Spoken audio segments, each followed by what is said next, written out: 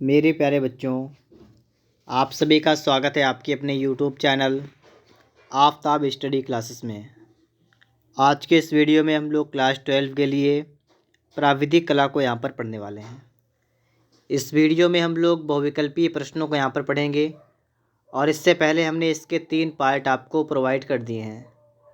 अगर आप लोगों ने उन्हें नहीं देखा है तो आप लोग उन्हें देखिएगा। और उसके बाद में आज हम लोग शुरुआत कर रहे हैं पार्ट नंबर 4 की।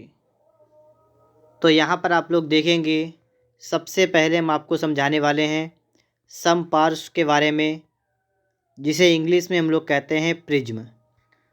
तो अगर आप लोगों ने अभी तक चैनल को सब्सक्राइब नहीं किया है तो आप लोग चैनल को सब्सक्राइब कर लीजिएगा। तो देखिएगा, यहाँ पर सबसे पहले हम देखते हैं समपार्श्व क्या होता है, प्रिज्म क्या होता है।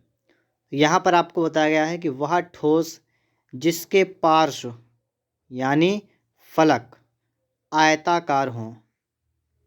देखिए, आप लोग चाहें तो इसे अपनी कॉपी पर नोट कर लीजिएगा। ये जो आपके सामने 2 लाइन लिखी हैं बहुत आपके पास इंपॉर्टेंट आपके लिए है, ठीक है। अगर आपने इन्हें अच्छी तरीके से समझ लिया तो आप इसके जितने बहुविकल्पी हैं सभी बहुविकल्पी को अच्छी तरीके से यहाँ पर सीख पाएंगे। तो पहले आप लोग थ्योरी को पढ़ेंगे और उसके बाद में आप लोग बहुविकल्पी को यहाँ पर सॉल्व करेंगे। एक एक बहुविकल्पी आपसे अच्छी तरीके से सॉल्व हो जाएगा, ठीक है।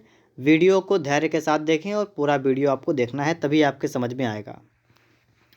तो क्या कहा गया है, वह ठोस जिसके पार्श्व यानी फलक कैसे हों, आयताकार हों, और दोनों सिरे का मतलब जो दोनों आधार हों वे त्रिभुजाकार हों या वर्गाकार हों या पंचभुजाकार या षटभुजाकार या 7 भुजाएं हों या 8, जितनी भी हों, ठीक है। अगर ऐसी कंडीशन है तो इसे हम लोग कह देंगे समपार्श्व। अब आप लोग यहाँ पर समझ चुके हैं। क्या समझे आप लोग यहाँ पर?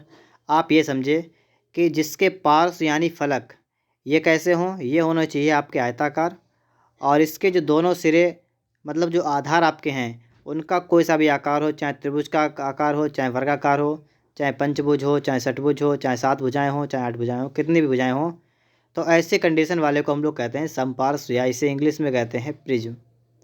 देखिए, अभी आपने सिर्फ परिभाषा को देखा यहाँ पर है, हो सकता है अभी आपके समझ में ना आया हो, ठीक है। चलिए आगे हम समझते हैं इसका चित्र किस टाइप से होता है, ताकि आपको अच्छी तरीके से समझ आ सके, अनुमान लगा सकें आप कि आपका समपार्श्व या प्रिज्म कैसा होता है।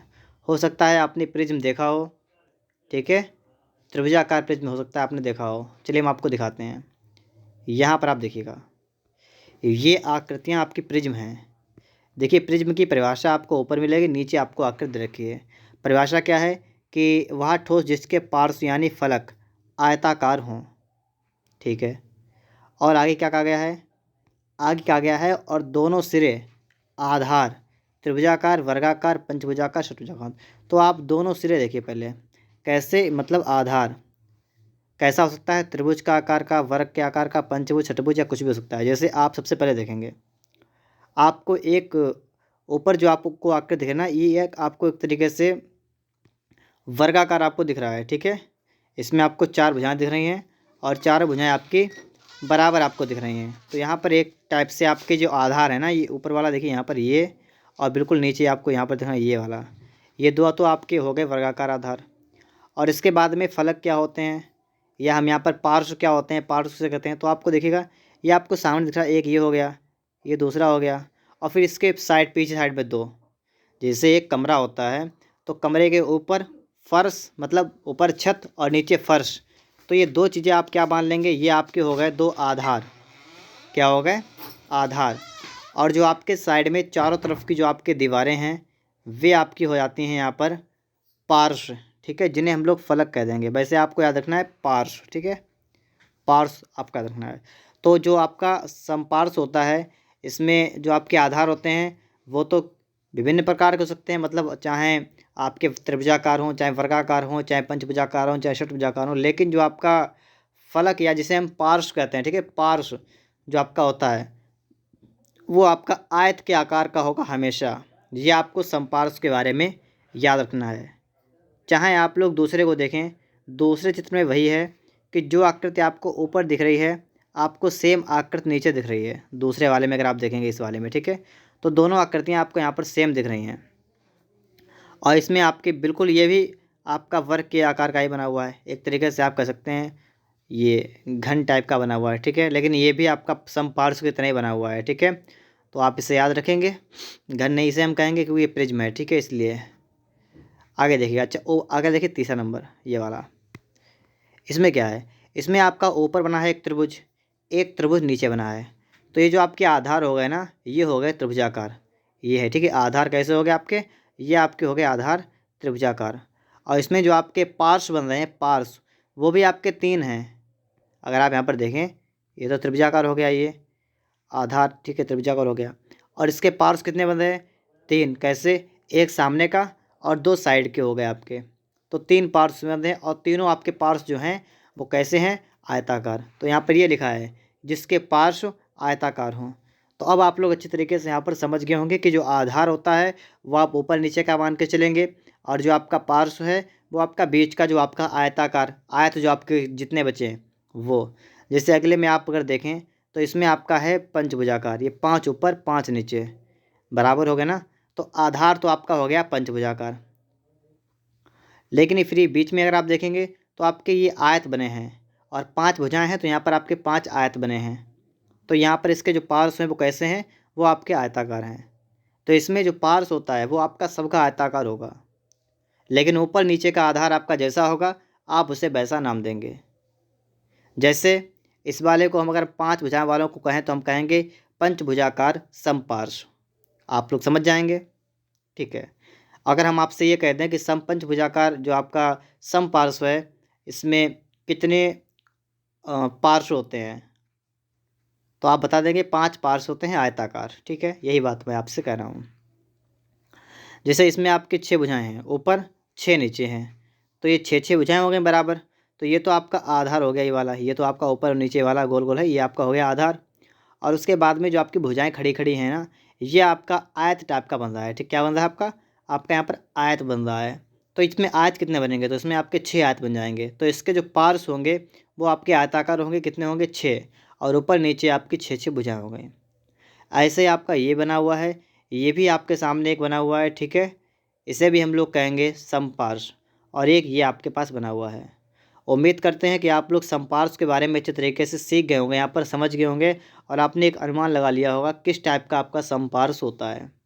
अभी मैं आपको और दिखा रहा हूँ, ठीक है, ताकि आपको अच्छे तरीके से क्लियर हो जाए, ठीक है। मेन टारगेट आपका ये है कि आपको सबसे पहले इसके बारे में पता हो जाए होता क्या है ये, ठीक है। बाकी आप लोग इसके प्रश्न आसानी से बना सकेंगे अगर आपने इसके बारे में पढ़ा है तो, और अगर आपने नहीं पढ़ा है तो आपके लिए बहुत कठिन है, ठीक है। तो आप आराम से पढ़िएगा। मैंने आपसे कहा था कि आपके बहुविकल्पी प्रश्न सारे आपको यहीं से मिलने वाले हैं, और मैंने इसके लिए 3 वीडियो इससे पहले प्रोवाइड कर दी हैं। अगर आपने नहीं देखी हैं तो आपको लिंक उनका डिस्क्रिप्शन में मिल जाएगा, आप लोग उन्हें देखिएगा। और चौथी वीडियो हमारी ये चल रही है, ठीक है। प्रिज्म के बारे में बिल्कुल गहराई से हम लोग यहाँ पर पढ़ रहे हैं ताकि आपको कहीं से भी कोई प्रॉब्लम ना हो। प्रिज्म को कहते हैं हम लोग समपार्श्व, ठीक है। तो ये आपको यहाँ से इतना पढ़ना है सिर्फ। ये हमारे सामने बना हुआ है प्रिज्म, इसे कहते हैं समपार्श्व, समझ लीजिएगा।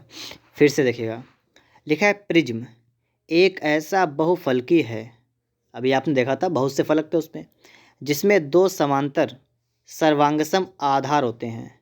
यहाँ पर आपको पॉइंट नोट करना है कि इसमें 2 क्या होते हैं, समांतर सर्वांगसम आधार होते हैं। तो यहाँ से आपको एक चीज़ क्लियर हो गई, आधार कितने होते हैं, 2। और आगे लिखा है कि आधार के कई बहुभुज हो सकते हैं और अन्य फलक समांतर चतुर्भुज होते हैं। ये आपसे कहा गया है यहाँ पर, ठीक है। अभी आपने इससे पहले पढ़ा था कि 2 आपको आधार मिलेंगे बिल्कुल समान, उसी के लिए इन्होंने कहते सर्वांगसम। और इसके अलावा में यहाँ पर आपसे कहा गया इसके अलावा बहुत से बहुभुज होंगे जिन्हें हम लोग समांतर चतुर्भुज कहेंगे। और इन्होंने यहाँ पर ये कह दिया है, ठीक है। और आपको मैंने अभी पढ़ाया था कि ये आपके जो अन्य फलक होंगे या अन्य पार्श्व होंगे वो आपके आयताकार होंगे, मैंने आपको ये बताया था, ठीक है। आप ध्यान रखेंगे, ठीक है, इस बात का, ठीक है, क्योंकि आपको मिलने वाला अभी है आयताकार। इन्होंने यहाँ पर देखिए एनसीईआरटी में अगर देखें तो यही लिखा है कि अन्य फलक समांतर चतुर्भुज होते हैं, लेकिन आप इस बात का ध्यान रखेंगे यहाँ पर, ठीक है, कि आपको ये मिलेगा आपको आयताकार, ठीक है। क्योंकि आयताकार और समांतर चतुर्भुज में सिर्फ इतना अंतर होता है कि समांतर चतुर्भुज का जो आपका कोण होता है ना वो 90 नहीं होता। देखिए आयत क्या होता है, मैं आपको पहले आयत दिखा रहा हूँ। अगर आपकी इस तरीके से आपकी लंबाई चौड़ाई है, तो ये तो आपका आ जाएगा आयत। ये 90 का यहाँ पर बन रहा हो, ठीक है, ये आपका 90 का बन रहा हो, चारों बन रहे हो 90-90 के, तो आपका हो गया आयत। और समांतर चतुर्भुज में क्या है बिल्कुल सेम, लेकिन इसका कोण निश्चित नहीं है, मतलब कोण अलग अलग होते हैं। इस तरीके से अगर आप कर लेंगे तो ये आपका हो जाएगा समांतर चतुर्भुज। इतना अंतर होता है इसमें, ठीक है। तो देखिए हम जब इसे देखेंगे दूर से तो हमें लगेगा इस तरीके से, लेकिन ये होता क्या है, ये वास्तव में होता है आयत, ठीक है। ये नहीं होता है, ये क्या होता है, समांतर चतुर्भुज होता नहीं है, होता है आयत, लेकिन हमें ऐसा लगता है कि ये समांतर चतुर्भुज है। बात समझे आप लोग यहाँ पर। अब देखिए यहाँ पर आप देखेंगे कि ये शीर्ष किसे कहते हैं। तो जहाँ पर ये मिलते हैं, लंबाई चौड़ाई ऊंचाई ये सब मिलते हैं जहाँ पर, तो ये कोना होता है ना, कोने जो होते हैं जहाँ पर 2-3 लाइनें मिलती हैं, एक कोना बनता है, उसे हम लोग कहते हैं शीर्ष, ठीक है। तो आपके सामने एक यहाँ पर एक साइड में आपके सामने बना हुआ है, एक साइड में और बना हुआ है, और यहाँ पर आप देखेंगे कि ये जो आपके शीर्ष बन रहे हैं, शीर्ष मतलब कोने आपके बन रहे हैं, ठीक है, यहाँ पर। इसके अलावा में आधार की बात करेंगे तो आपको पता है 2 आधार होते हैं, कहाँ कहाँ, एक ऊपर और दूसरा आपका नीचे होता है। और किनारे क्या होते हैं, जो साइड की जो आपकी लंबाइयाँ होती हैं वो आपके किनारे होते हैं। जैसे इसका किनारा ये हो गया, ये वाला, इसका किनारा एक ये इधर दिख रहा है आपको, ठीक है, ये इधर एक दिख रहा है किनारा ये, तो ये आपके किनारे हो गए। बस ख़त्म कहानी, ठीक है। यहाँ तक आप लोग समझ गए। अब देखिएगा इसके बाद, अब यहाँ पर देखिएगा, मैंने इस तरीके से प्रयास किया है आपका कि ये आपको बिल्कुल अच्छी तरीके से क्लियर हो जाए। इसके लिए मैंने फिर से प्रैक्टिस के लिए आप फिर से देख लीजिएगा एक बार, उसके बाद हम लोग प्रश्नों की तरफ चलते हैं, ठीक है। और आपको फटाफट से जितने प्रश्न यहाँ पर होंगे आप लोग एक ही बार में उनका उत्तर समझ सकते हैं और दे भी सकते हैं।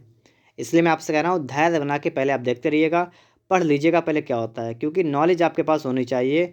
और आप कर तो सब कुछ लेंगे, ठीक है, नॉलेज को पहले लीजिएगा, उसके बाद में आप लोग वैकल्पिक लगाइएगा, ठीक है। मैंने आपसे पहले ही कहा था कि अगर आपके पास टाइम है तो आप लोग वीडियो को देखिएगा, और ध्यानपूर्वक देखना है और पूरा वीडियो देखना आपको है, तो इतना काम कर लीजिएगा, ठीक है।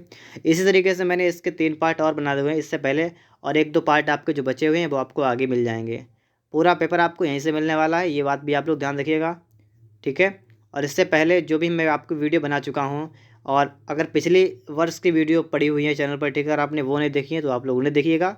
और लगातार मैं आपको वीडियो यहाँ से देता रहूँगा, ठीक है, जब भी मुझे टाइम मिलेगा। यहाँ पर देखिएगा, जैसे यहाँ पर है त्रिभुजाकार प्रिज्म, आप ये तो समझ गए हैं कि प्रिज्म मतलब क्या होता है, समपार्श्व। कैसा, त्रिभुजाकार। तो त्रिभुजाकार का मतलब क्या हुआ कि इसमें जो आपके 2 आधार होते हैं ना, एक ये और दूसरा ये 2 कैसे होंगे, ये दोनों होंगे त्रिभुज की, ये भी त्रिभुज है और ये भी, यहाँ पर देखिए ये भी त्रिभुज बन रहा आपका है। और बाकी जो आपके बीच में बनेंगे, ठीक है, इसमें बनेंगे आयत। ये क्या बनेंगे, मैंने आपको पहले बताया था, ये आयताकार होता है, आयत, आयताकार पार्श्व होते हैं। आयताकार क्या होता है, पार्श्व। अगर हम आपसे पूछ लें यहाँ पर कि इसमें कितने आयताकार पार्श्व बनेंगे, तो आपका जवाब क्या होगा, बताइएगा जरा हमें। तो अगर आपका त्रिभुज है तो एक इधर बन जाएगा, एक इधर बन जाएगा, एक इधर बन जाएगा, तो इसमें आयताकार पार्श्व बन जाएंगे 3। और आधार कितने होते हैं, 2 आधार होते हैं, दोनों बराबर होते हैं, समान होते हैं, मतलब सर्वांग सम होते हैं। और आयताकार पार्श्व कितने हो जाएंगे, 3। बात आपके समझ में आई। वर्गाकार प्रिज्म की बात करेंगे तो इसमें एक आपका ये हो गया और एक आपका यहाँ पर बन जाएगा वर्गाकार, ठीक है। ये इस तरीके से डैश डैश करके अगर हम देखें यहाँ पर, तो एक इस तरीके से यहाँ पर इस तरीके से, और एक इस तरीके से ऐसे करके आपका, ठीक है, इसके अंदर बन सकता था। तो ये देखिए, आप देखिए यहाँ पर देखिएगा, ये आपका वर्ग है, ठीक है, और इधर आपका एक वर्ग बन जाएगा, ठीक है। यहाँ पर भी एक बना नहीं, यहाँ बनाया नहीं उन्होंने, ठीक है। आप ध्यान रखेंगे इस तरीके से कि ये क्या मैं आपको बता रहा हूँ। तो इसमें आपके 2 आधार हो गए, और बाकी आपके यहाँ पर 4 जो हैं आयताकार पार्श्व बन जाएंगे। ये आपके सामने आ चुका है घन। इसमें आपके टोटल जो होते हैं 6 फलक होते हैं, ठीक है, और सब बराबर आपके होते हैं फलक। अच्छा, यहाँ पर देखिएगा आप लोग, ये आपका लिखा हुआ है कि पंचभुजाकार प्रिज्म। तो पंचभुजाकार का मतलब तो आपके समझ में आ गया होगा, ठीक है। ये देखिए आपके 2 तो आधार होंगे, एक आधार आपका ये हो गया, ये आपका ये आधार हो गया, 2 आधार हो गए, ठीक है। याद रखेंगे कि प्रिज्म की बात की जाएगी या हम आपसे कहें समपार्श्व, ये की चीज़ है, ठीक है, समपार्श्व की बात की जाएगी तो आप याद रखेंगे कि इसमें आधार 2 होते हैं, इतना आपको ध्यान रखना है। और बाकी जो आपके फलक या पार्श्व होते हैं वो आपके आयताकार होते हैं। ऐसे ही अष्टभुजाकार में देखिएगा तो 8 इधर 8 इधर, अष्टभुजाकार ये बन गया, अष्टभुज बना है। और इसमें आपके आयत खिंचे हुए हैं, इसमें आपके आयत भी आपके 8 बनेंगे, ठीक है। तो आपसे अगर कहा जाए कि इसमें आयताकार पार्श्व कितने हैं तो आप बता देंगे 8 हैं और आधार 2 आपके होंगे और दोनों आधार बराबर होंगे। और ये देखिए सप्तभुजाकार का आ गया, तो सप्तभुजाकार का मतलब 7 ऊपर 7 नीचे, 2 आधार होंगे, दोनों 7 भुजाओं वाले, ठीक है। और इसके अलावा में आपके आयत बनेंगे। बस ख़त्म कहानी। तो अब देखिएगा, आप लोगों को इतना समझाने के बाद मुझे पूरी उम्मीद है कि आप अच्छे तरीके से अब समझ चुके हैं कि हिंदी में अगर कहेंगे तो उसे कहते हैं समपार्श्व। हिंदी में क्या कहते हैं? समपार्श्व कहते हैं। चित्र को आपको मैंने समझा दिया है और इंग्लिश में कहते हैं प्रिज्म। तो मेरे हिसाब से आपको प्रिज्म जो है अच्छी तरीके से समझ में आ गया होता है कि आखिर प्रिज्म होता क्या है, ठीक है। सभी लोग समझ चुके हैं। अब आप क्या तैयार हैं ऑब्जेक्टिव लगाने के लिए? आपको 4 प्रश्न मिलेंगे, मतलब 4 विकल्प मिलेंगे। प्रश्न तो आपको ढेर सारे मिलने वाले हैं, आपको 4 विकल्प मिलेंगे। उनमें से आपको यहाँ पर देखना पड़ेगा कौन सा आपको बेहतर ऑप्शन लग रहा है, आप उसे ही चूज करेंगे, ठीक है। अगर आपको वीडियो पसंद आ रहा है, ठीक है, तो आप लोग वीडियो को लाइक कर दीजिएगा। वीडियो थोड़ा लंबा बनने वाला है, लेकिन आप धैर्य के साथ देखिएगा, आप अच्छी तरीके से यहाँ पर इन सबको हल कर पाएंगे। उस ठोस को क्या कहते हैं जिसमें 2 सिरे होते हैं? अब यहीं इस पर आपकी बात क्लियर हो गई। इन्होंने यहाँ पर भाषा देखिए, लैंग्वेज देखिए क्या इनकी है। इन्होंने यहाँ पर ये नहीं कहा है कि जिसके 2 आधार होते हैं, इन्होंने कहा जिसमें 2 सिरे होते हैं। तो आप क्या बताएंगे? आप बता देंगे 2 सिरे का मतलब वही 2 आधार। 2 आधार आपने पढ़ा भी है प्रिज्म के होते हैं, और प्रिज्म को हिंदी में कहते हैं समपार्श्व। तो पहले प्रश्न का आपका जवाब यहाँ पर निकल के आ चुका है कि उस ठोस को क्या कहते हैं जिसमें 2 सिरे होते हैं, उसे कहते हैं प्रिज्म। प्रिज्म हो क्या होता है? समपार्श्व। पहला पॉइंट आप सभी को क्लियर हो गया है। अब दूसरा पॉइंट आप लोग पढ़ लीजिएगा।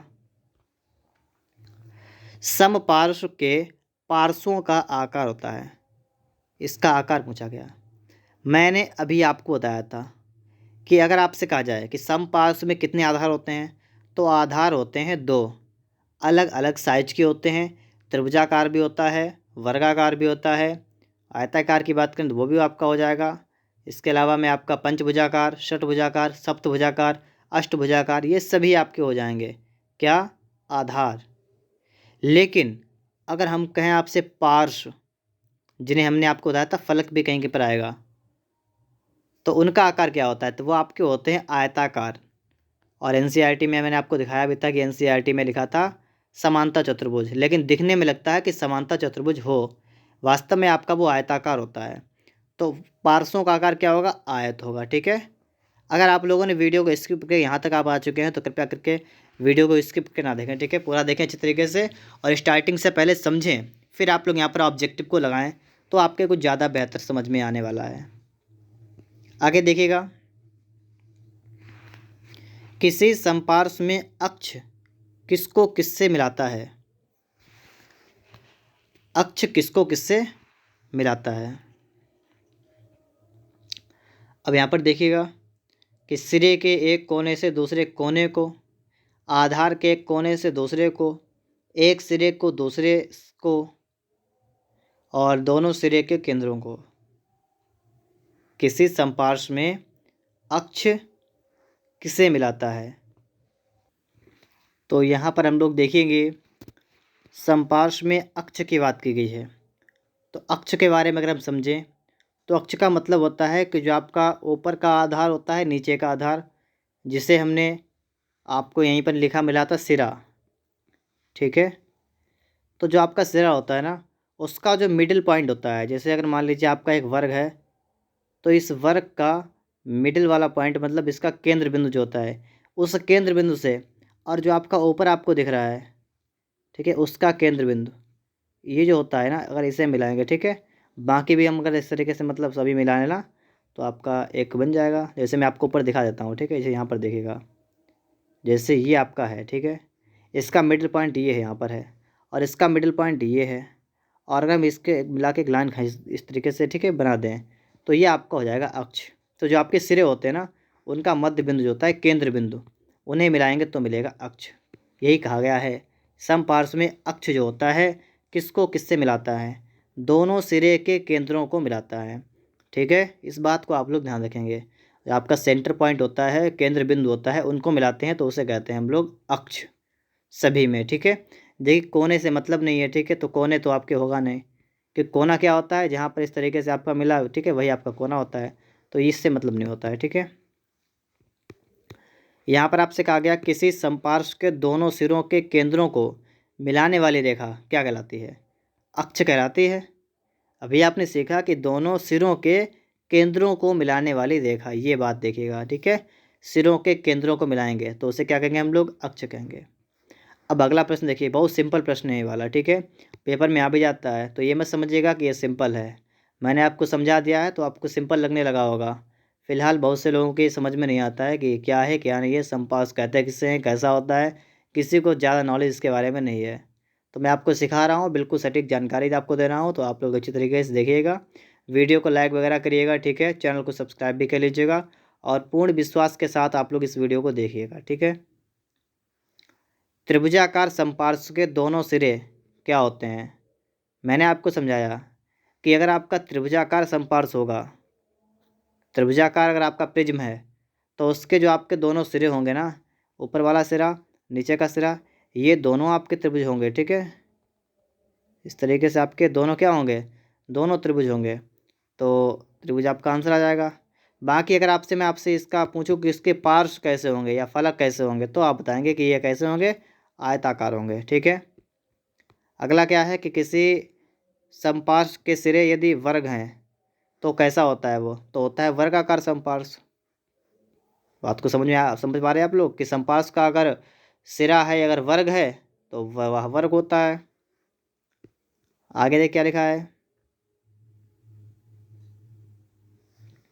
यदि वर्गाकार समपार्श्व में 4 पार्श्व होते हैं तो घन में कितने पार्श्व होते हैं? पार्श्व का मतलब होता है फलक।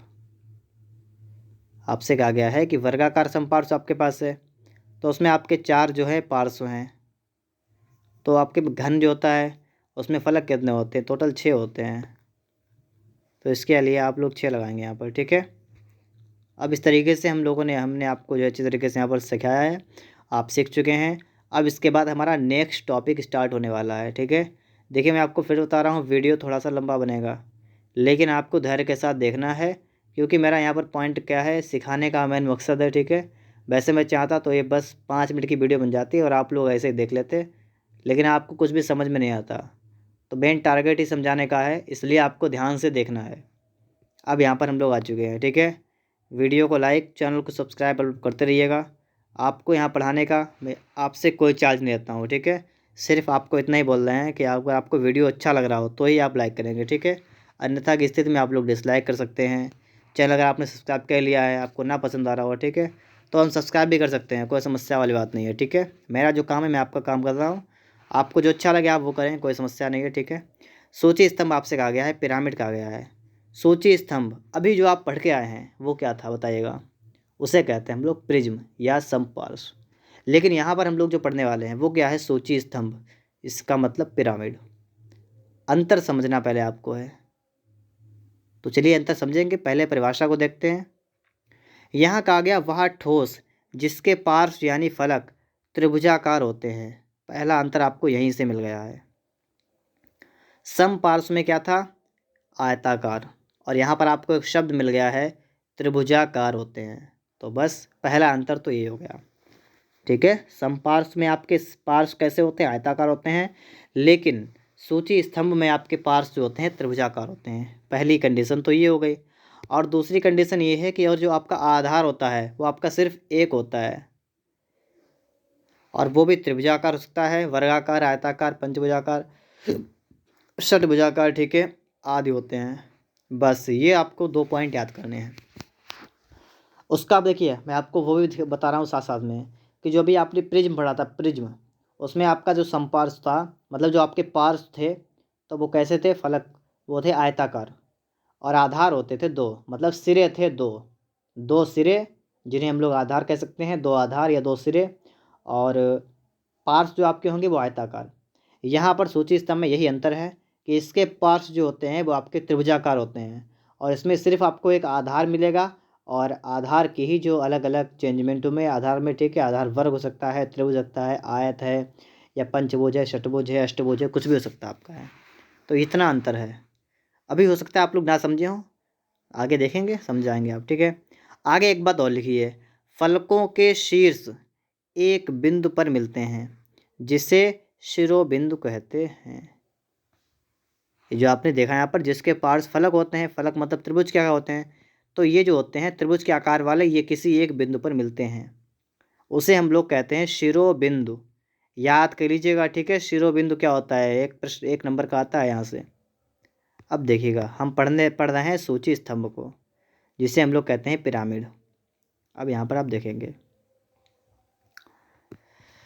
देखिए अभी आपने वहाँ पढ़ा था वही वैसा आपका यहाँ पर लिखा मिलेगा आपको, थोड़ा सा चेंजमेंट यहाँ पर आपको देखने को मिलेगा। यहाँ पर आप देख लीजिएगा और यहाँ पर भी आप लोग देख लीजिएगा, और इसे थोड़ा सा आप लोग अंदाज़ा लगा लीजिएगा कि ये किस तरीके से उससे चेंजमेंट है, इसमें थोड़ा सा अंतर किस तरीके से है। यह एक ऐसा बहुफलकी है जिसमें एक आधार होता है, वहाँ पर 2 आधार होते थे, एक ऊपर एक नीचे। यहाँ पर सिर्फ नीचे ही एक आपका आधार होता है।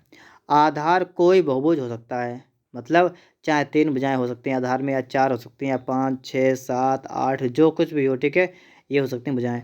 और अन्य फलक जो होते हैं वो आपके सिर्फ त्रिभुज होते हैं। वहाँ पर आपके अन्य फलक क्या थे, समांतर चतुर्भुज या आयताकार हम यहाँ पर कह सकते हैं, लेकिन यहाँ पर आपको मिलेगा त्रिभुजाकार। ये क्यों, क्योंकि ये है आपका है सूची स्तंभ। क्या है, सूची स्तंभ। इस बात को आप लोग याद रखेंगे, ठीक है।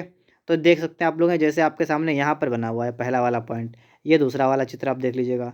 तो पहले वाले चित्र को अगर हम गौर से देखें तो सबसे पहले नीचे आपकी डैश डैश है, ये है आपका, ये है, इसका एक आधार हो गया, कैसा हो गया, त्रिभुजाकार। बाकी अगर हम इसमें देखें तो इसमें बाकी आपके और बने हैं, जैसे आपका एक तो आपका ये हो गया यहाँ से यहाँ तक, एक आपका इधर के लिए हो गया त्रिभुज, तो 2 ये हो गए, और तीसरा आपका जो आपका त्रिभुज बन रहा है ना, वो आपका एक यहाँ से ये वाला हो गया, तो 3 आपके त्रिभुज हो गए। तो ये आपके फलक जो होते हैं इसके या पार्श्व होते हैं वो आपके होते हैं त्रिभुजाकार, और जो आपका आधार होता है वो आपका सिर्फ एक आधार होता है, कैसा भी हो सकता है। और ये जिस बिंदु पर जो आपके त्रिभुजाकार स्तंभ ये बन रहे हैं ना, ये वाले मतलब जो पार्श्व आपके त्रिभुजाकार हैं, ये जिस बिंदु मिलता है उसे कहते हैं शिरोबिंदु। तो ऊपर वाला पॉइंट क्या हो गया यहाँ पर, शिरोबिंदु, ये शीर्ष जो आपका होता है। ऐसा यहाँ पर आपको दिखाया गया, ये आपकी आकृति बनी है, और इन सब में मतलब ऊपर के लाइन खींच के और आपका ये बिंदु बना दिया गया, और यहाँ समझा दिया गया है ये आपके किनारे होते हैं, ये साइड के, ठीक है, किनारे आपको बता दिए गए यहाँ पर। और आपको बताया गया आधार इसमें एक होता है, जो कि यहाँ पर आपको बताया गया ये आधार आपका एक होता है, और शीर्ष वाले बिंदु को कहते हैं शिरोबिंदु। और समझिएगा अभी, ठीक है, क्योंकि जब तक क्लियर ना हो जाए तब तक समझना है पहले, और जब हम क्लियर कर लेंगे उसके बाद आराम से प्रश्न को सॉल्व कर सकते हैं, हमें कोई समस्या नहीं होने वाली। यहाँ पर देखिए घनाभ आपको बताया गया पहले, तो घनाभ तो आप देख लीजिएगा, ठीक है। आगे देखते हैं त्रिभुजाकार पिरामिड। यहाँ पर देखिएगा क्या है, त्रिभुजाकार पिरामिड मतलब सूची स्तंभ। तो त्रिभुजाकार पिरामिड है, देखिए पिरामिड के बारे में तो आप समझ चुके हैं। आधार कितना होता है, सिर्फ एक आधार होता है, एक आधार होता है, और बाकी आपके क्या होते हैं, बाकी आपके त्रिभुजाकार आकृतियाँ होती हैं। जैसे आप यहाँ पर देख सकते हैं, एक आकृति हो गई, एक ये हो गए 2, और एक ये पूरी यहाँ से यहाँ तक ये 3, तो कितनी हो गई आकृतियाँ, 1 2 और 3, तो 3 हो गए। और ये तीनों मिल कहाँ रही हैं, ऊपर सिर्फ एक बिंदु पर मिल रही हैं। अभी जो आप इससे पहले पढ़ के आए हैं वो आपने पढ़ा था समपार्श्व या प्रिज्म। तो प्रिज्म में दोनों तरफ त्रिभुज होगा, या दोनों तरफ चतुर्भुज होगा, या दोनों तरफ पंचभुज होगा, 2 आधार होते थे, मतलब 2 सिरे थे। यहाँ पर आपको सिर्फ एक आधार मिलने वाला है, यही आपका डिफरेंस होता है मेन। वर्गाकार है तो आपको वर्ग मिलेगा नीचे, और बाकी आपको सभी ऊपर एक बिंदु पर मिलते हुए दिखाई देंगे। और इसके जो पार्श्व होते हैं वो त्रिभुज के आकार के होते हैं, सूची स्तंभ के। और सूची स्तंभ के जो आपके पार्श्व होते हैं मतलब फलक, वो एक बिंदु पर मिलते हैं, जिन्हें शिरोबिंदु कहते हैं। ऑब्जेक्टिव मिलेगा अभी आपको, ठीक है, तो घबराना नहीं आपको, बिल्कुल समझते रहना। यहाँ पर है आयताकार पिरामिड किसे कहेंगे, नीचे आपका आयताकार बना हो ये वाला, और बाकी सब एक ही बिंदु पर आपके मिलते हो, यही आपका हो जाएगा शिरोबिंदु। पंचभुजाकार की बात करेंगे तो नीचे आपका पंचभुज होना चाहिए, और ऊपर आपके 5 त्रिभुज मिलके बना देंगे, ठीक है। तो इसमें 5 पार्श्व हो जाएंगे, और ये शिरोबिंदु आपका यहाँ पर हो जाएगा। षटभुजाकार की बात करेंगे तो आप यहाँ देख सकते हैं, ठीक है, इसमें नीचे आपका आधार एक होगा, आधार में आपकी 6 भुजाएं होंगी, ऊपर आपका त्रिभुजाकार बन के आपका यहाँ पर मिक्स होगा, ठीक है, यहाँ पर आपका, और आप यहाँ पर समझ सकते हैं ये शिरोबिंदु आपका हो गया। इस तरीके से हम लोगों ने यहाँ पर इसे भी समझ लिया है, सूची स्तंभ को भी। जो इंग्लिश में समझ रहे हैं वो समझ गए होंगे, एक होता है प्रिज्म, एक होता है पिरामिड। दोनों में क्या अंतर होता है आराम से आप समझ गए होंगे। अब देखिए हम यहाँ बात करते हैं सूची स्तंभ के बारे में, जो हमने पढ़ा अभी है पिरामिड के बारे में। सूची स्तंभ के पार्श्वों का आकार क्या होता है? सूची स्तंभ तो आपने देख लिया ना, इस तरीके से आपका सूची स्तंभ होता है ना, इस तरीके से जो भी आपका कृति बनेगी यहाँ बन जाएगी। ऊपर सभी त्रिभुज के आकार से बन के एक बिंदु पर मिल जाएंगे। इन्होंने कहा है पार्श्व का आकार क्या होता है, तो इसके पार्श्व का आकार होता है त्रिभुज। किसके? सूची स्तंभ के। ठीक है, चलिए इसके बाद आगे देखते हैं। अगला प्रश्न आप देखेंगे क्या लिखा हुआ है कि किसी सूची स्तंभ के आधार के केंद्र को शीर्ष बिंदु से मिलाने वाली रेखा को क्या कहते हैं? किसी सूची स्तंभ के आधार के केंद्र को, तो कोई सूची स्तंभ मान लीजिए हमने कहा है कि हमारे पास एक त्रिभुज बना हुआ है आधार में, ठीक है, और उसी पे हमने बना दिया एक सूची स्तंभ। मतलब इस तरीके से हमने यहाँ से यहाँ पर लाइन कर दी है, ठीक है, और ये आपका रेडी हो चुका है सूची स्तंभ। ठीक है, और इसमें अगर हम बात करें यहाँ पर तो क्या कहा गया हमसे है कि आधार के केंद्र को, तो आधार का केंद्र मान लीजिए आपका है, ठीक है, इस केंद्र को और मिलाना कहाँ से है? इस वाले केंद्र को आपको मिलाना कहाँ से है? शीर्ष बिंदु से, मतलब यहाँ से। तो ऐसी कंडीशन में ये जो आप मिलाएंगे ना, तो इसे क्या कहेंगे? तो इसे आप लोग कहेंगे अक्ष, क्योंकि आपको पता है जब भी केंद्र की बात आएगी तो आपको बताना है अक्ष। ठीक है, तो इस तरीके से आप लोग यहाँ पर भी समझ गए होंगे। अगला पॉइंट यहाँ पर देखेंगे कि सूची स्तंभ के सभी फलकों के शीर्ष बिंदु से, शीर्ष बिंदु जो होते हैं शीर्ष कौन से बिंदु पर मिलते हैं? तो जो आपके फलक के शीर्ष होते हैं वो आपके शिरो बिंदु पर मिलते हैं। ये बात आपने स्टार्टिंग में ही पढ़ ली थी। और अगला देखिएगा, ठोसों में कितने आयाम होते हैं? मतलब बस वो आपके सूची स्तंभ जो था वो भी आपका समाप्त हो चुका है। अब आपका यहाँ पर थोड़ा सा आपको और समझना है, ठीक है, थोड़ी वीडियो और बनेगी और उसके बाद हमारा ये 4 पार्ट है ये भी कंप्लीट होगा, और इसके बाद हो सकता है आपको 1-2 पार्ट और मिल जाएं। बस आपके वो विकल्प ही सारे यहीं से मिलने वाले आपको हैं, तो इसके बारे में आपको चिंता नहीं करनी है बिल्कुल भी। आपको सिर्फ पढ़ाई पर ध्यान देना है। आपका पेपर भी आपको पता चल रहा है कब है, 2 महीने का टाइम आपके पास अभी आराम से है। आराम से सीखिएगा और मौज करिएगा, ठीक है। ठोसों में कितने आयाम होते हैं? अब यहाँ पर देखिएगा, यहाँ पर देखिए आपके सामने एक ठोस बना हुआ है जिसे हम लोग कहते हैं घनाभ। ये आपके सामने बना हुआ है घनाभ। क्या बना हुआ है? घनाभ आपके सामने बना हुआ है। ये आपका एक ठोस है और इसमें आपका आयाम पूछा गया है। जैसे आप चित्र देखते होंगे तो चित्र आपके होते हैं 2D और 3D। जैसे मैं आपके सामने बना दूँ सिर्फ एक आयत, तो ये आप ऊपर से देख रहे हैं, ठीक है, आपने एक आयत देख लिया। ये तो आपने सिर्फ इसमें क्या देखा है? आपने इसमें देखा है सिर्फ इसकी लेंथ को, मतलब इसकी लंबाई को और इसकी चौड़ाई को, ठीक है, क्योंकि आयत में आपको सिर्फ 2 चीज़ देखने को मिलती हैं, लंबाई और चौड़ाई। तो ये आपका चित्र हो गया 2D, ठीक है। लेकिन अगर हम बात करें 3D की, तो 3D क्या होता है? 3D का मतलब ये होता है जिसमें हम लोग 3 चीज़ देख पा रहे हों, लंबाई को भी, चौड़ाई को भी, ऊंचाई को भी। जैसे अगर हम इसी की बात करें तो देखिए ये लाइन जो आपकी आई है ना, ये आपकी लेंथ आप मान लीजिएगा, ऐसे लेंथ है ये वाली, और ये जो आपकी है, ठीक है, ये वाली, तो ये कौन सी हो जाएगी? ये आपकी चौड़ाई हो गई। और फिर आपको एक लाइन और दिख रही है ये वाली, तो ये आपकी हो गई ऊंचाई। तो इसमें आपको 3 चीज़ दिख रही हैं। क्या क्या दिख रहा है आपको? आपको लंबाई दिखी, आपको चौड़ाई दिखी, आपको ऊंचाई दिखी। ये आपका हो गया 3D। इन्होंने यही कहा है कि ठोस में कितने आयाम होते हैं, तो इसके हिसाब से हमने हिसाब लगा लिया यहाँ पर कि इसमें 3 आयाम होते हैं, ठीक है, 3D होता है, ठीक है। तो बस ख़त्म कहानी। ये भी आप समझ गए होंगे, 3 होते हैं, याद कर लीजिएगा आप लोग। यहाँ पर थोड़ा सा आप समझिएगा, एक आपका चैप्टर है लांबिक प्रक्षेप, और ये आपको समझना आपको जरूरी है। लांबिक प्रक्षेप होता क्या है पहले देख लीजिएगा। क्या लिखा है? ऊर्ध्वाधर समतल होता है, ऊर्ध्वछेद मतलब सामने से देखना है, और फिर एक आपकी रेखा बनी है, आपको लिखा अनुच्छेद ऊपर से देखना है, क्षैतिज समतल होता है। ये क्या कॉन्सेप्ट नहीं समझे अभी आप लोग, देखिएगा, अच्छा दिखाएं आपको भी हम। अब आप लोग यहाँ पर देखिएगा, जैसे आपको बिल्कुल बीच में दिख रहा है एक लाइन है, आपका XY लिखा हुआ है, नाम लिखा हुआ है या रा, प्रतिच्छेदक रेखा लिखा हुआ है। देखिए हो सकता है आप इस तरीके से ना समझ पाएँ अभी, क्योंकि यहाँ पर तो मैंने सिर्फ फ़ोटो खींच के आपके सामने लगा दिया है चित्र, तो इससे हो सकता है आपके समझ में ना आए, ठीक है। देखिए अगर आपको अच्छी तरीके से समझना है ना इसे भी, तो आप लोग एक काम करिएगा, मैंने इस चैनल पर वीडियो बनाई आपकी हैं अनुच्छेद और उत्च्छेद की, अनुविच्छेद और उत्च्छेद वाली। अगर आप उनमें से किसी एक वीडियो को भी देख लेंगे तो आप लोग इसे अच्छी तरीके से समझ जाएंगे।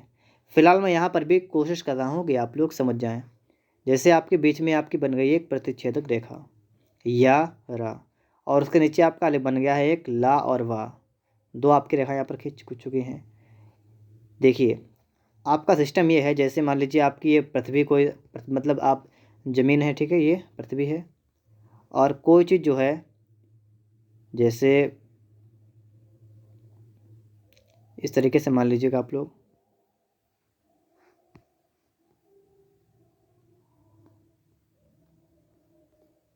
इस तरीके से, मतलब ये तो आपका ऊपर की साइड का है और ये आपकी ज़मीन है पूरी, मान लीजिए ये आपकी क्या है, ये आपका धरातल है, और ये आपका ऊपर के लिए, जैसे आप मान लीजिए आपने लैपटॉप देखा होगा ना, लैपटॉप जब आपका खुला होता है तो कैसा होता है, बिल्कुल लंबवत होता है ना, नीचे का हिस्सा आपके ऊपर होता है और ऊपर वाला हिस्सा बिल्कुल सीधा होता है। जैसे आप दीवार दीवार और उसके पास में अगर आप नीचे ज़मीन देखें तो ज़मीन और दीवार बिल्कुल लंबवत होती है ना, तो वही आपको समझना है।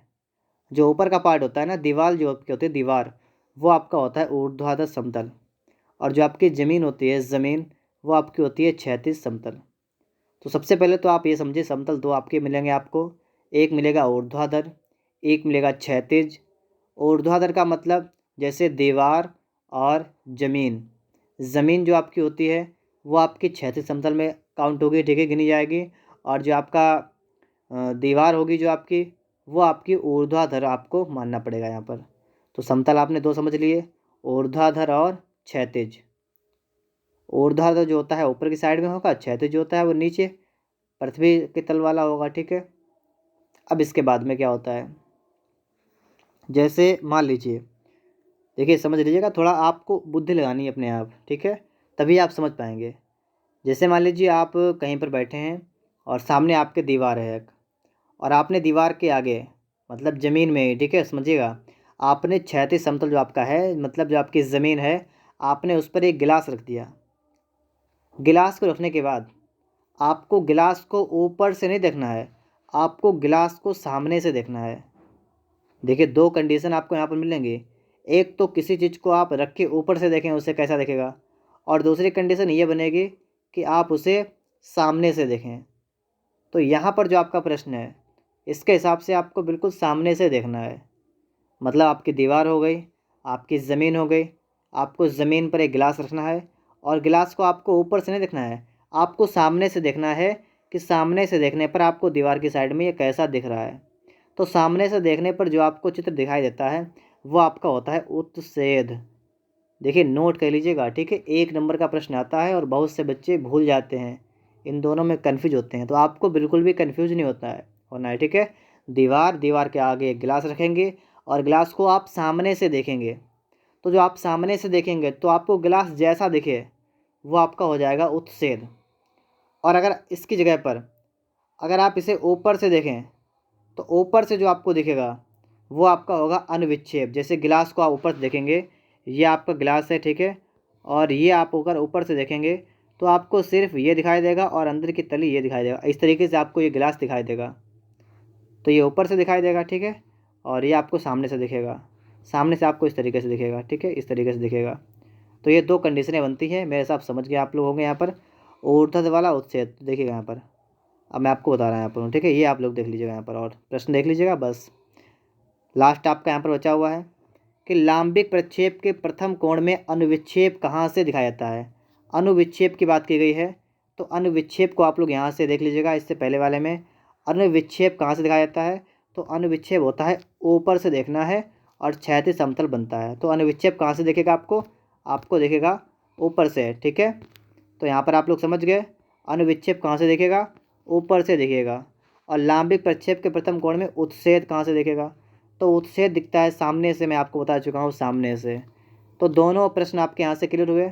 अनुविक्षेप ऊपर से, उत्सेद सामने से। और इसके दो और बच्चे ये भी देख लीजिएगा। क्षैतिज समतल के ऊपर जो तल होता है उसे कहते हैं, क्या कहते हैं उसे? क्षैतिज समतल के ऊपर जो तल होता है, तो देखिए क्षैतिज होता है नीचे और ऊपर होता है ऊर्ध्वाधर समतल, ठीक है। तो देखिए पॉइंट क्लियर हुआ आपका कि नीचे होता है क्षैतिज समतल, ऊपर होता है ऊर्ध्वाधर समतल। और लिखा है वह तल जिस पर अनुविक्षेप बनाया जाता है, तो उसे हम लोग कहते हैं क्षैतिज समतल।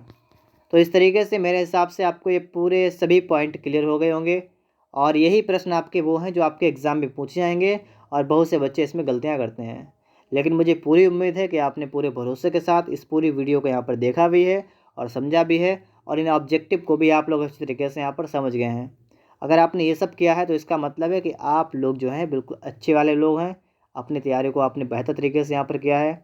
उम्मीद करते हैं इस वीडियो से आपके एग्ज़ाम में 1 या 2 प्रश्न आपको देखने को मिलेंगे, और जो भी वीडियो इसके अलावा में है वहाँ से भी आपको देखने को वहाँ पर मिल जाएगा, ठीक है।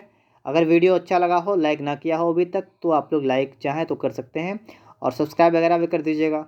और अगर आपको लगे कि ये वीडियो सही है, ठीक है, तो अपने दोस्तों के पास भी शेयर कर दीजिएगा।